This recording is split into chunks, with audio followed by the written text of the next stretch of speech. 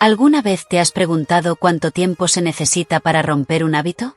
No se trata solo de días o semanas. Depende de cuántas veces dudas entre soltar y aferrarte, entre la razón y la tentación, entre lo que sabes que es correcto y lo que te resulta familiar. Los hábitos, buenos o malos, no son acciones aisladas. Son parte de lo que somos, tejidos con miedo, deseo y heridas que aún no han sanado. Andrew es solo uno entre millones. No es perezoso ni débil.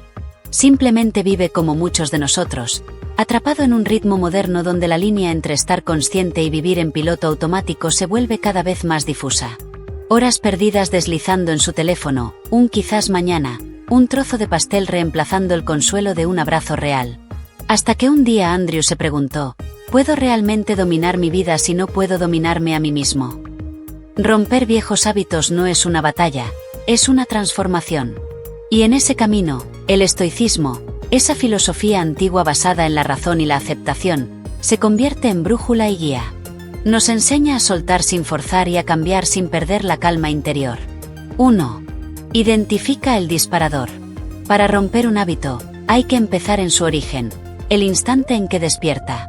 No cuando lo ejecutamos, ni siquiera cuando sentimos su atracción, sino en la primera chispa invisible que enciende todo el patrón.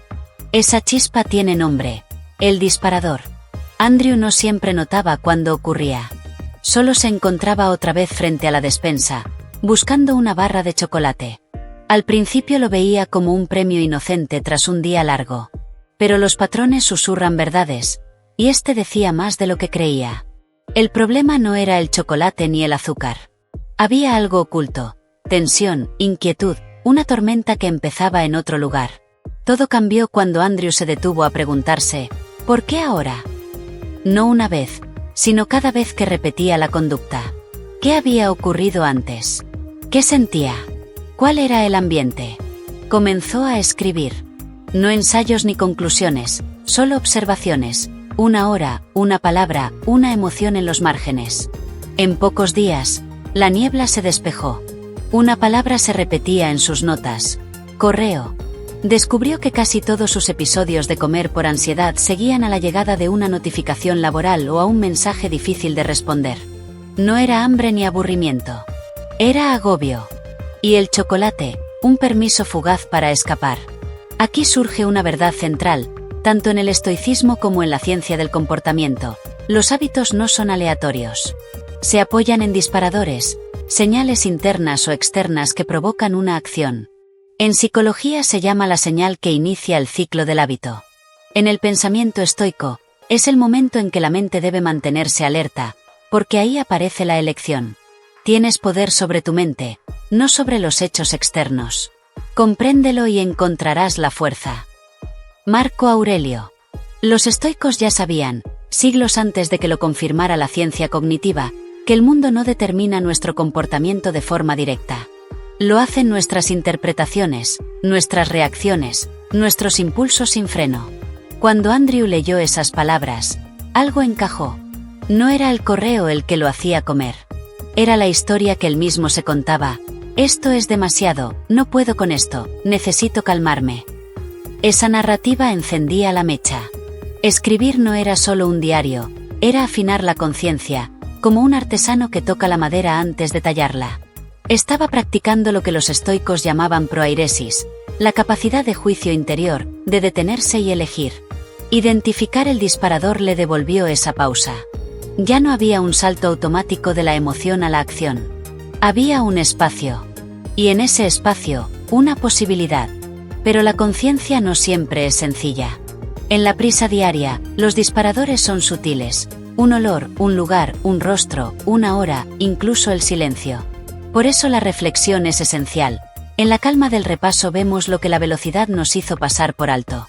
Andrew empezó a notar más. El botón de posponer en la mañana, casi siempre tras desvelarse con el móvil. La irritación en reuniones, normalmente después de saltarse el desayuno. Lo que parecía falta de voluntad era en realidad un guión repetido, activado por señales familiares. Y en este hallazgo no había juicio, solo claridad. Eso también es estoico, no reprocharnos, sino observar con serenidad. Si no sabes a qué puerto navegas, ningún viento te será favorable. Séneca.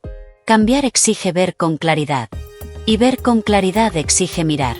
Mirar incomoda, porque elimina excusas y nos pide asumir no solo nuestras decisiones, sino los pequeños vientos que las impulsan. Pero también libera. Porque cuando sabes que activa el hábito, dejas de ser su víctima. Te conviertes en observador. Y el observador puede intervenir. Andrew no dejó el chocolate de la noche a la mañana.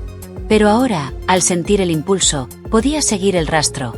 Correo difícil, respiración corta, tensión en el pecho, antojo de azúcar. Y en esa conciencia, surgía una nueva pregunta. ¿Qué necesito de verdad ahora? Muchas veces no era azúcar, sino espacio, no sabor, sino calma. Así, el primer paso para romper un hábito sin romperte a ti mismo no es atacarlo de frente ni castigarte, sino levantar el velo y descubrir que lo antecede. Comprender la señal que enciende el ciclo. En ese reconocimiento recuperas el momento de elección. Y una vez que es tuyo, puedes actuar con intención, no con instinto.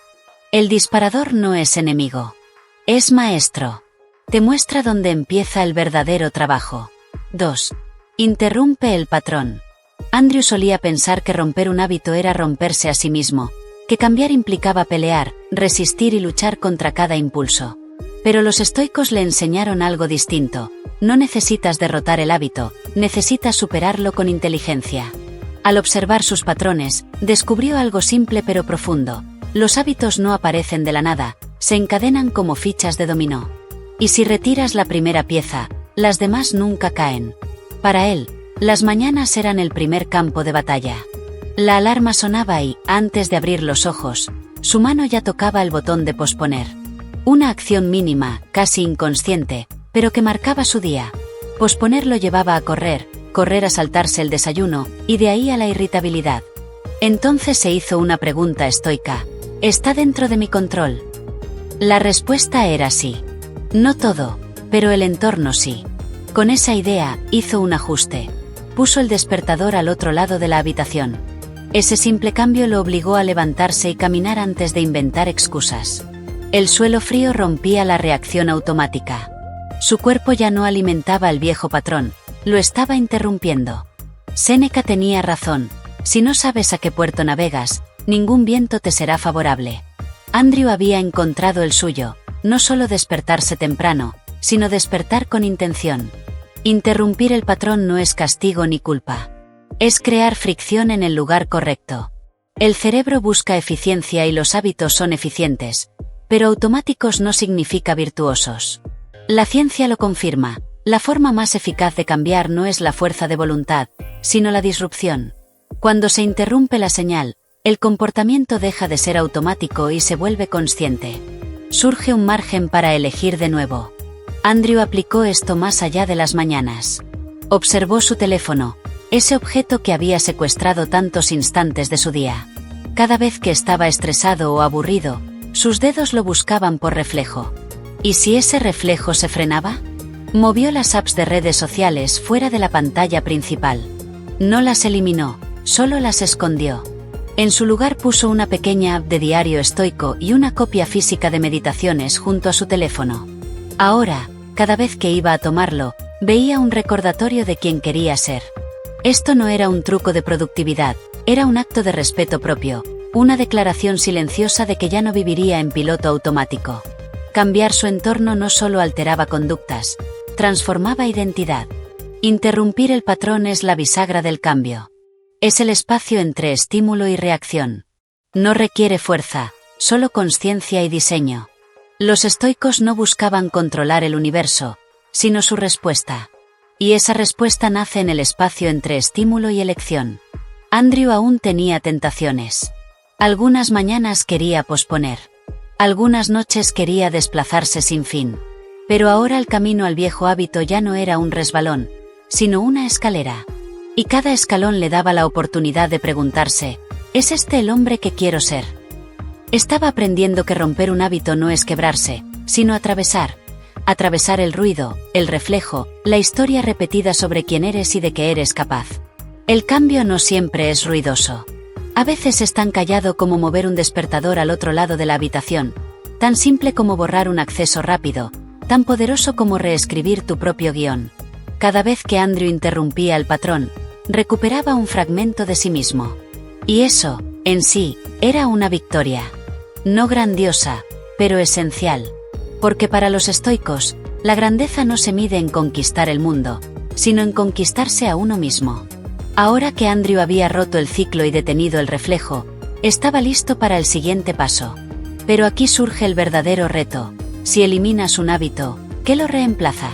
La disrupción crea espacio, pero ese espacio debe llenarse. De lo contrario, la mente vuelve a lo conocido. Entonces, ¿cómo elegir un nuevo hábito? No un simple pasatiempo, sino uno alineado con tus valores, tu paz y tu yo futuro.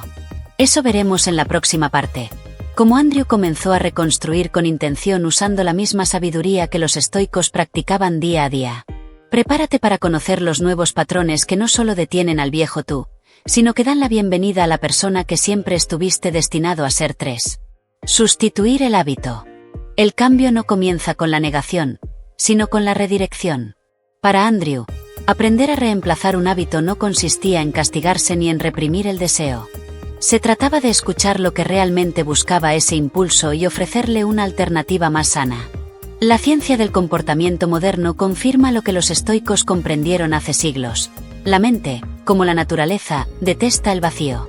Un estudio publicado en Psychological Review en el año 2000 por los investigadores Wendy Good y David Neil demostró que los hábitos no se forman principalmente por intención consciente, sino como respuestas automáticas a estímulos del entorno. Por eso, para romper el ciclo no basta con eliminar la señal o suprimir la acción, es necesario insertar una nueva respuesta que compita por la atención del cerebro. Andrew solía recurrir a las galletas cuando el estrés del trabajo se acumulaba. Ese placer inmediato escondía una incomodidad más profunda. No se trataba solo del azúcar, sino de escapar y calmarse. Así que empezó a dejar un cuenco con fruta fresca en su escritorio y a tener a mano un termo con agua tibia con limón. Más de una vez, cuando su mano iba de manera inconsciente hacia el cajón de los snacks, encontraba una naranja en su lugar. Poco a poco, el ritual comenzó a transformarse. No fue sencillo. Hubo días en los que su cuerpo aún anhelaba la descarga rápida de azúcar, esa anestesia emocional. Pero empezó a notar algo importante. Cuando hacía una pausa y elegía diferente, aparecía un instante de claridad, un respiro entre el impulso y la acción. Ese respiro era el verdadero espacio del cambio. En esos momentos, Andrew salía a caminar unos minutos, aunque fuera solo alrededor de la manzana. En otras ocasiones, hacía una breve meditación de 2 minutos, sentado, con las manos en las rodillas y los ojos cerrados. No eran gestos espectaculares, sino redirecciones suaves. Y en esa suavidad había fuerza. El antiguo principio conductual lo resume: la naturaleza odia el vacío. Si eliminas un hábito sin reemplazarlo, tarde o temprano regresa, y a menudo con más fuerza. Pero si sustituyes, no solo interrumpes, construyes. Enseñas al cerebro un nuevo camino. Y con la repetición, ese camino se convierte en el habitual, en el hogar. Epicteto decía: si quieres mejorar, acepta ser considerado ingenuo o torpe. Porque para cambiar hay que dejar de lado el orgullo, aceptar la incomodidad y asumir la humildad de volver a ser principiante. Andrew lo sintió en carne propia. Al inicio le parecía ridículo levantarse a estirar cuando sus compañeros preferían una barra de chocolate. Pero lo hizo una y otra vez, no por fuerza de voluntad, sino por sabiduría. No se negaba nada, se ofrecía algo mejor. Con el tiempo, los nuevos hábitos adquirieron ritmo propio.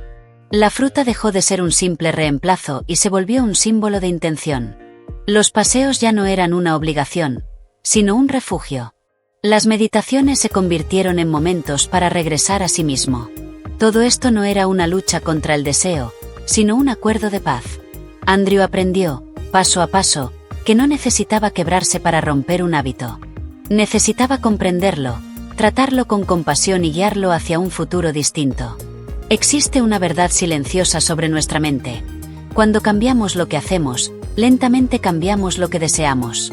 Al repetir nuevas acciones en los mismos contextos, los viejos patrones pierden fuerza.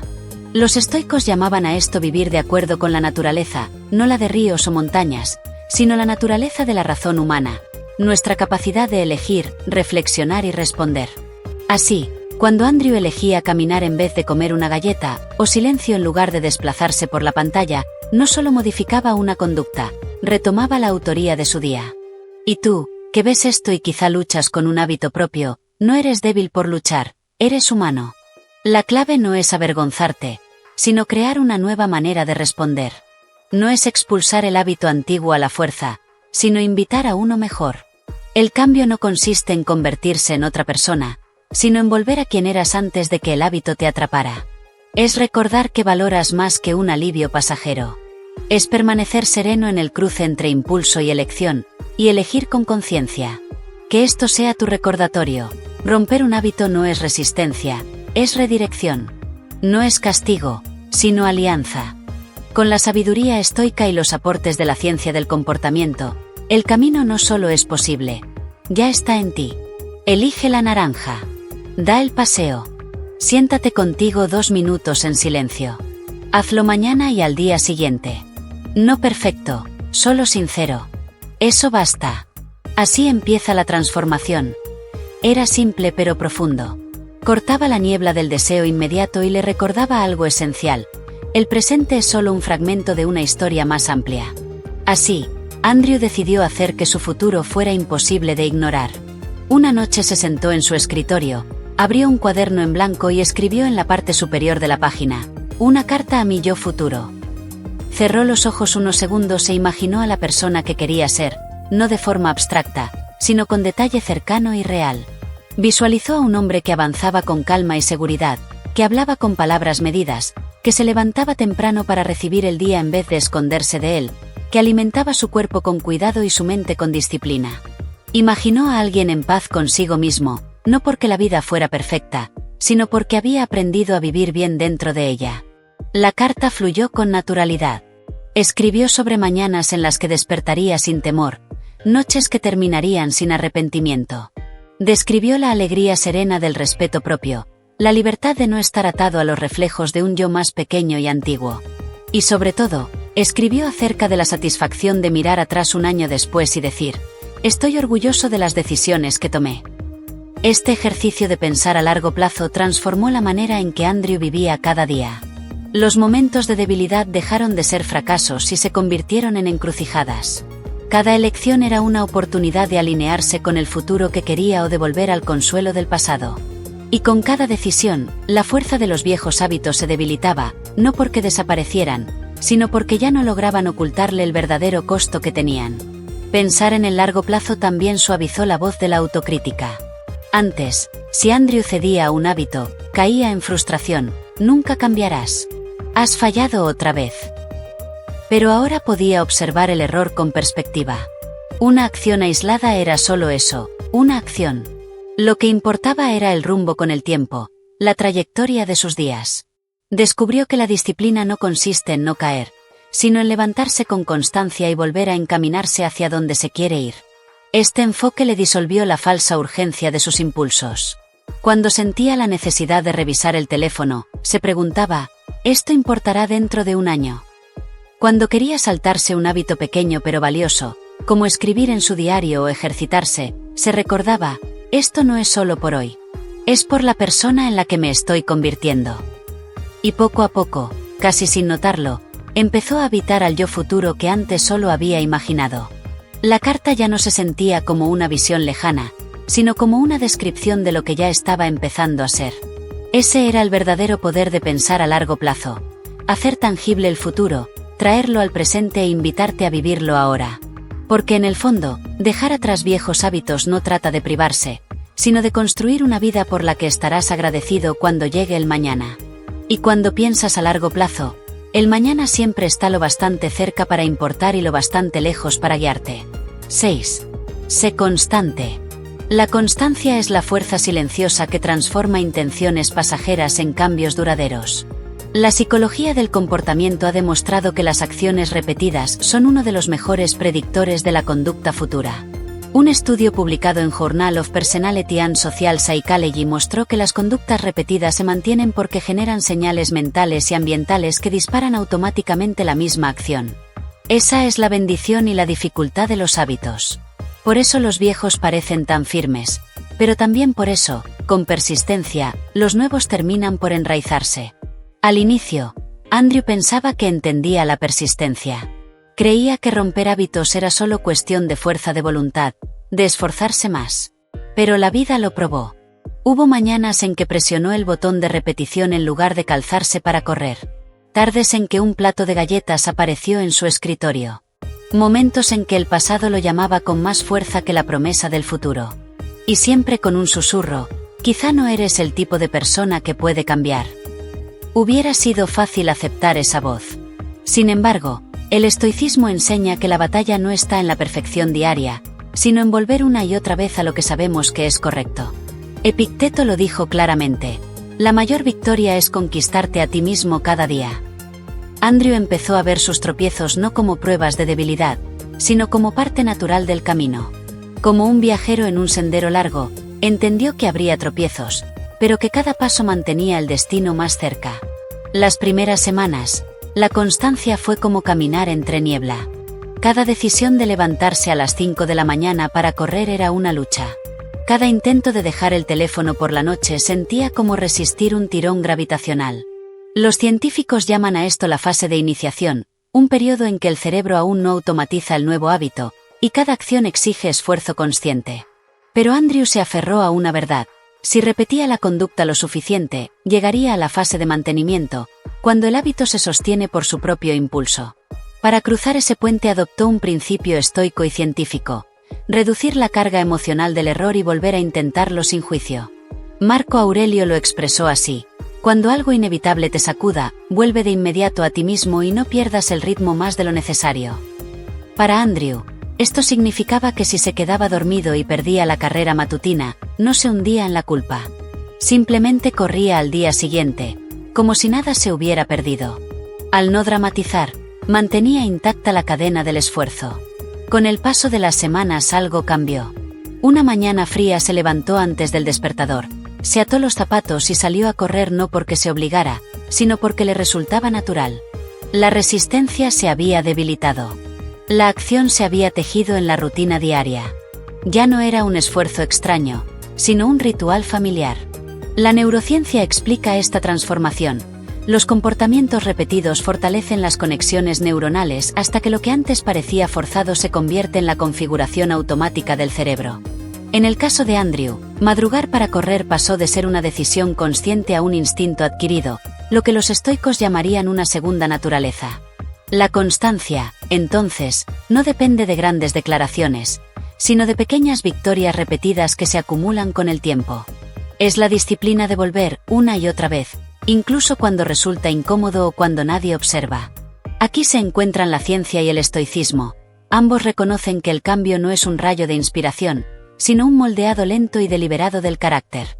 Al tercer mes, Andrew casi no reconocía al hombre que antes se desvelaba con el teléfono o buscaba azúcar para calmar el estrés. Los viejos hábitos no habían sido arrancados de golpe, sino reemplazados poco a poco por los nuevos. No sintió que luchara contra sí mismo, sino que aprendía un nuevo idioma, palabra por palabra, hasta que hablarlo fue natural. En el fondo, ser constante no significa no fallar nunca. Significa negarse a que un tropiezo defina el camino.